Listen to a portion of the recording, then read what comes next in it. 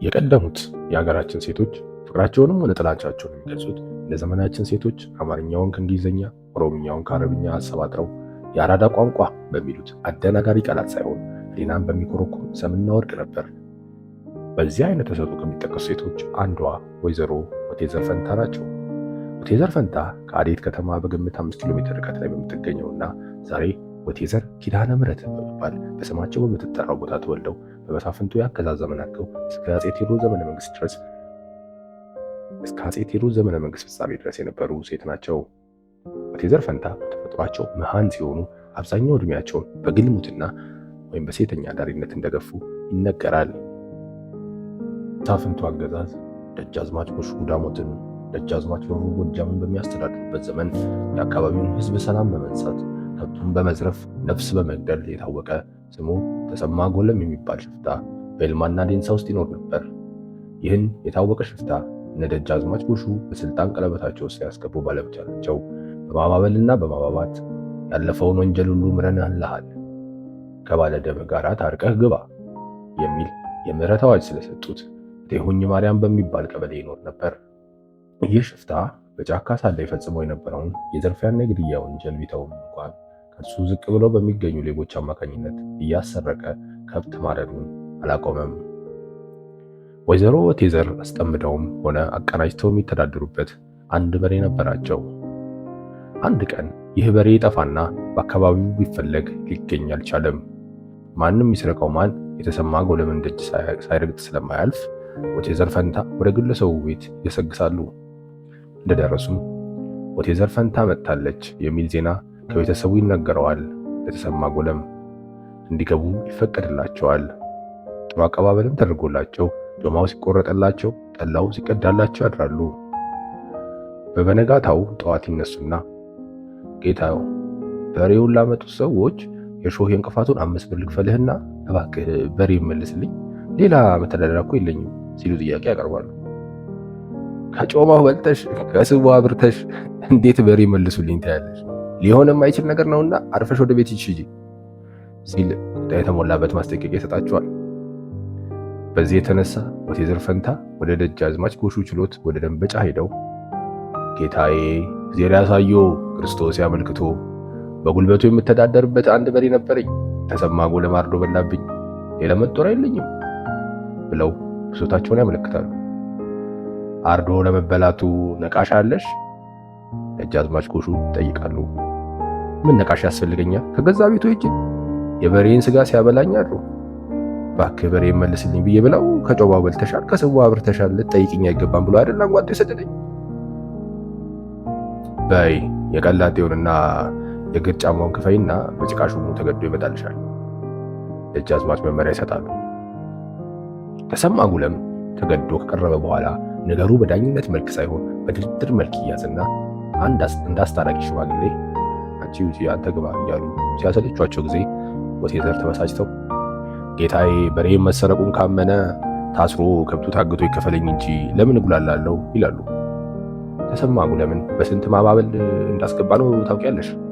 አሁን እንሰርህ ብለህ ነው ነገ ተመልሶ ጫካው አይደለም ይገባ ሲሏቸው ጊዜ ወቴዘር ፈንታ የባሰውኑ በደጃዝማች ጎሹ ተቆጥተው ወጥተው ይሄዳሉ። እስቲ ተከትላት ውጣና የምትለውን ስማት። ደጃዝማች የቤት አሽከራቸውን ያዙታል። ወቴዘር ፈንታ ከደጃዝማች ግቢ ሲወጡ ባለጋራቸው ከውጭ ቆመው ያገኙታል። ካጠገቡም የገብስ አዝመራ አለ። የመንገድ ዳር እህል ባይዘራ ምን ነው ይሄ ሁሉ በሬ የበላው ነው ብለው በቅኔ ሲሰድቡት ያፈጥባቸዋል።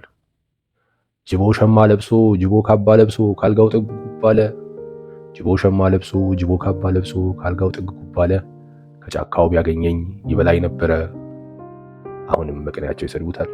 ከላባ ሸርሙጣ ያለገሽም በይ መቼም አልወድሽ አትወጂኝ ቢላቸው ጊዜ ደግሞ እኔ ምን ቸገረኝ ብትወደኝ ባትወደኝ በሮቼም አልቀዋል እኔንም አታርደኝ ብለው ገጥመውበታል። የቤት አሽከሩ ተመልሶ ወቴዘር ፈንታ ያሉትን ሁሉ ለጌታው ይነግረዋል። በነጋታው ወቴዘር ተጠርተው ተሰማ ጎለምን ምን ብለሽ ነው የገጠምሽበት ብለው ሲጠይቋቸው ግጥሙ ይነግራሉ። በዚህም ደጃዝማች ተደንቀው ሴት በቅሎ ድግድግ በዚህም ደጃዝማች ተደንቀው ሴት በቅሎ ድግድግ መረሻት ጥንድ ድርብ ቁጣ ሴት ባሪያና በቂ ገንዘብ ሰጥተው ወደ ሀገርሽ ሂጂ ብለው ወቴዘርን ያሰናብቷቸዋል። ከጥቂት ቀናት ቆይታ በኋላ ወቴዘር ወደ ደጃዝማች ግቢ ብቅ ይላሉ። ወይዘሮ ወቴዘር መቼ መጣሽ? ኧረ አልሄድኩም ጌታዬ። ለምን? የሰጡኝ ባሪያ ያለ ባል አልሄድም ብላ አስቸገረች ብለው ይቀልዳሉ። በአንድ ወንድ ባሪያ ጨምረን ሰጥተንሻል። ወቴዘር ተሰናብተው ሄዱ። ወደ ሀገራቸው ግን አልተመለሱም። ከዚያው ደንበጫ አካባቢ ይሰነባበቱና አሁንም ጥቂት ቀናት በኋላ ተመልሰው ይዘልቃሉ። ወይዘሮ ወቴዘር አሁንም አልሄድሽም እንዴ? አልሄድኩም ጌታዬ። እንዴት ነው የማትሄጂ? አገሬ ይልማና ዴንሳ ሹሙ ብዙ ነው። የባባ ገዥ፣ ምስለኔ፣ ጉልተገዥ፣ ጭቃሹም፣ ገበዝ፣ ዋኝ፣ አሳ ወጋሪ፣ ሸማጣቢ፣ ቱኪ፣ ቸንካሪ ለስንቱ ታዝዤና ገብሬ እኖራለሁ። ለዚህ ነው ማልሄድ። ታዲያ ምን ይሻልሻል? ደጃዝማች ይጠይቃሉ። ጉልተ ገዢዎች የማያዙበት፣ ጥቁር ራሶች የማይገቡበት የራሴን ገዳም ገድሜ እንድኖር ይፈቀድልኝ። ደጃዝማች መለሱ። ለመሆኑ የምትኖሪበት ደብር ማን ይባላል? ኪዳነ ምሕረት ይባላል። ገዳም እንኳን ልንገድምልሽ አንችልም። ባይሆን በአካባቢሽ ላለና ለታወቀ ገዳም ቅፈፍ እንዲሆንልሽ እንፈቅዳለን። ወቴዘር እሺ ጌታዬ፣ ለደብረ መዊ ማርያም ገዳም ቅፈፍ ትሆንልኝ ብለው አስፈቅደው የተወለዱባትን ቦታ ለደብረ መዊ ቅፈፍ አድርገው ከጉልተ ገዢዎች ምዝበራ ነፃ አድርገዋታል። ቤተክርስቲያኗንም በስማቸው ወቴዘር ኪዳነ ምሕረት በመባል ትታወቃለች። ወቴዘር ፈንታ ከሌቦችና ከሞት የተረፈች አንዲት ጥጃ ነበረቻቸው ይባላል። በዚሁ በይልማና ዴንሳ አካባቢ በከብት ስርቆት የታወቀ አሞራ የሚባል ሌባ ገበሬውን በሚያውቅበት ጊዜ እኔስ ደነገጥኩኝ ፈራው ለዚች ጥጃ፣ አሞራው ዞሯታል መትረፏንም እንጃ ብለው ገጥመውላታል። በመሳፍንቱ አገዛዝ ተበጣጥቃ የነበረችውን ኢትዮጵያ አንድ ለማድረግ አፄ ቴዎድሮስ ሰይፋቸውን መዘው ሲነሱ በየአካባቢው ሰላም ጠፍቶ ከምንጊዜውም የባሰ ዝርፊያ ይካሄድ ነበር። በዚህ ወቅት ዘራፊዎች ወደ ወቴዘር መኖሪያ ቤት መጥተው ሌላ ነገር ቢያጡባቸው የእህል ወፍጫቸውን ለመውሰድ በበቅሎ ሲጭኑት ሳነሳ ስጥለው ስደፋ ሳቃናው እንዲያሳንገላታው አመድም ሳለብሰው ዛሬ ባለ በቅሎ የሚሆነውን ሰው ብለው ሲገጥሙበት አውርደ ጣልላት እንጂ ነገረኛ ብለው ወፍጮውን ትተውላቸው ሄዱ። ዘራፊዎቹ አፄ ቴዎድሮስ እነ ራስ እሌኒ እነ ደጃዝማች አንበርክከው ወደ ጎጃም ሲዘልቁ ወቴዘር ፈንታ ቴዎድሮስን በመቃወም ግጥማቸውን ህዝቡን ለመቀስቀስ ሞክረዋል። አንድ እግር በርበሬ መንቀል ካቃታችሁ በሉ እንዲህ ለብልቦ ቆጥቆጦ ይፍጃችሁ። በነደጃች ጎሹ ትእዛዝ ጉራምባ ላይ እነደጃች ጓሉን አጅበው እንጅባራ ላይ ቴዎድሮስን ለመውጋት የተሰለፈው የጎጃም ወንድ በጦርነቱ ስላለቀ አንጥረኛው ብዙ ከንጉሱ ቤት ባለ አልቦ አደረገው ይህን ሁሉ ሴት ብለው ተቀኝተዋል። ከባህር ዳር ከተማ ወጣ ብሎ ወደ አንጣ ማርያም ወይም ኢየሱስ እየተባለ የሚጠራ ቀበሌ አለ። ከቴዎድሮስ ጋር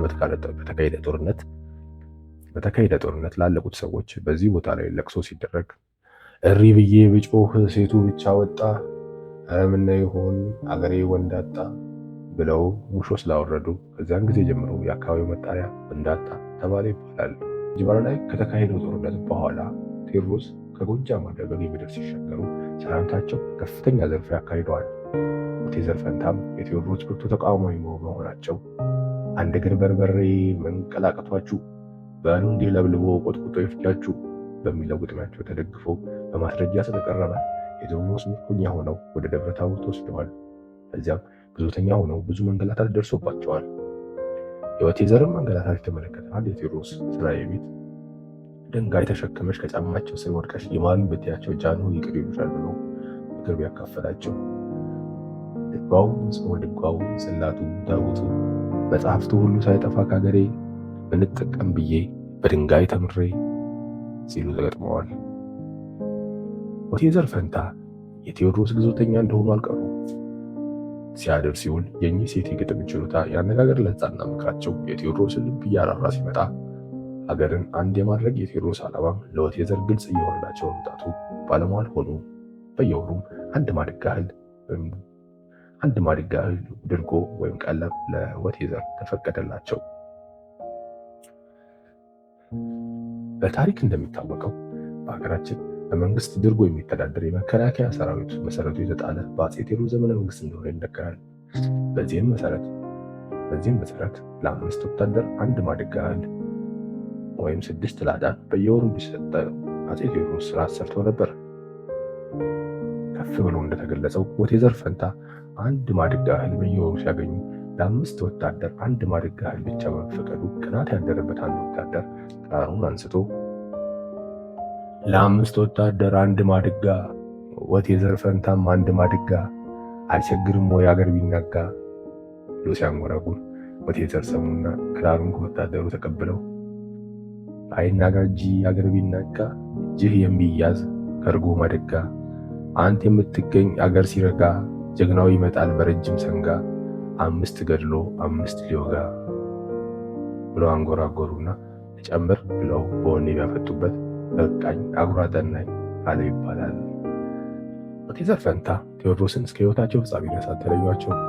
በየስራው ካሳ ሽጉጣቸውን ጠጥተው የኩራት ሞት ከሞቱ በኋላ የሚከተለውን የሐዘን ጉሮሮ ገጥመውላቸዋል። ፍርሃትን ላገሬ እኔ አላስተምርም፣ ሽጉጤን ጠጥቼ እለዋለሁ ግድም። አምታችሁ ሰው አሳምታችሁ፣ ድሮ ለምን ጊዜው መንገዱ ጠፋችሁ። አንድ ወንድ አይደለም ወይ የተነጠላችሁ? መቅደላ አፋፍ ላይ ጩኸት በረከተ፣ የሴቱን አናውቅም ወንድ አንድ ሰው ሞተ። የቴዎድሮስ ዘመነ መንግስት ሲያከትም ወቴዘር ፈንታ ችግር ገጥሟቸው እንደነበር ይነገራል። የችግሩን ጊዜም በቆራጣ አሳልፈዋል። ችግሩን ለመቋቋም ከተጠቀሙባቸው ዘዴዎች የሚከተሉት ናቸው። ትንባሆ እንደ ዛሬው የኢንዱስትሪ ውጤት ሆኖ ሳይቀር ጥሬው ቅጠል እየተወቀጠና እየደረቀ ለአጫሾች ይሸጥ ነበር። ዛሬም በአንዳንድ ብሔረሰቦች ዘንድ እንደሚደረገው ወቴዘር ፈንታ የምሳና ቅጠል ከጥቂት ትንባሆ ጋር ወቅጠው በማድረቅ ትንባሆ አስመስለው በመሸጥ ኑሯቸውን በሚከፍቱበት ጊዜ የሚከተለውን ግጥም ገጥመዋል። ኑሮ እንዲህ ይገፋል እየወሳለቱ፣ ምሳና ራት ሆነኝ ትላንት የሸጥኩት። ከችግሩ አንጻር እከክ ክፉኛ በልቷቸው ነበር ይባላል። ወደ ገበያ ሲወጡ ከእጃቸው የማትለይ አንድ አሞሌ ጨው ነበረቻቸው። በዚያን ወቅት ዋናው መገበያ አሞሌ ጨው ስለነበረ ታዲያ ወደ ቅቤ ገበያ ይገቡና ያችን አሞሌ እያሳሉ ባለ ቅቤ ስንት ነው ዋጋው ይላሉ። የቅቤው ጥራት የሚያስመስለው በጣታቸው ጥንቁል አድርገው እጃቸውንም ራሳቸውንም ሲያብሱ ከረሙና አገሬ ተፈቶ ጥጋበት ባጣ ለከክ ብሎ ከረምኩ ዘንድሮ ቆራጣ ብለው ተቀኙ ይባላል። በችግሩ ወቅት ወቴዘር አንድ አህያ ነበራቸው። ቋጥሮ መሳይ ጭነውት ወደ ገበያ ሲሄዱ አፉን ከመሬት ተክሎ አልንቀሳቀስ ይላል። ሁኔታው ግራ ስላጋባቸው በፊቱ በኩል ሄደው ሲመለከቱት አይኑ ያለቅሳል። እናም እኔም አልገፋሁት እንኳን አንተ አልቅሰህ ከፈቀደህ ግባ ይህንን አድርሰህ ብለው ስም ፈጥረውለታል። ቀደም ባለ ጊዜ ሰው ሲሞት ሙሾ አውራጆች ካሉበት ተፈልገው ገንዘብ ተከፍሏቸው ለሞተው ሰው ከሙያው አንጻር ግጥም እየገጠሙ ያስለቅሱ እንደነበር ይታወቃል። ወቴዘር ፈንታም ዋናው የሚታወቁበት ሙያቸው ሙሾ ማውረድ ነበር። እንዲያውም የታወቁ አልቃሽ ከመሆናቸው የተነሳ እሳቸው በሚታወቁበት አካባቢ አንዱ ሌላውን ሲረግመው ኧረ ወቴዘር ፈንታ ትጥራ ወንድሜ ብሎ ይል ነበር። ባለጌ ከተጠቀሙባቸው የሐዘን ግጥሞች ጥቂቶቹን እንመልከት። ኧረ እነዚህ ቄሶች ሰው ያታልላሉ፣ ተገንዞ ሳለ ፈታ ነው ይላሉ። ምን ያሉ ቄስ ናቸው አያነሱም ዕቃ፣ ከቤተ ክርስቲያን ጓሮ ዕጣኒቱ ወድቃ። ሁለተኛው ስንኝ ታዳጊዋ ወጣት ሴት ስትሞት ያንጎራጎሩት ነው። ካህን ሞተ ብሎ አይነግሩም አዋጅ፣ እንዲያው በየደብሩ መልአክ ነበር እንጂ። ወይዘሮ ምንታምር ዓለሙ የሚባሉ ሴት በደብረ ቦዊ ማርያም ይኖሩ ነበር። ወቴዘር ፈንታ እኚህ ሴት ወይዘሮ ቤት ለግብዣ ተጠርተው መጥተው ሳለ ከጎንጅ ከጽላሉ ከዋሸራ ደብር የደብረ መይቱ ምንታምር ብለው በድምፃቸው አቀንቅነው ዘፍነዋል ይባላል። በመሳፍንቱ ዘመን በጎጃሙ ገዥ በነደጃች መርዕድ ጓሎና በበጌ ምድሩ ገዥ በነደጃች እሸቴ መካከል እነ ራስ ገብርኤልን ጨምሮ የተፈጠረው አለመግባባት ጦር አማዞ ከሁለቱም ወገን ብዙ ሕዝብ ማለቁ ይነገራል። በዚህ ጊዜ ነው ለቅሚዋ ወቴዘር ፈንታ ሞጣ ቀራኒዮ እነው አይታረስ በሬሳ ላይ መጣው ከዚያ እስከዚህ ድረስ ብለው ሰምና ወርቅ የሚጎራጎሩት። የቅኔ ከዋክብት ስነ ግጥም ስብስብ ከበላይ መኮንን ስዩም 1990 ዓ.ም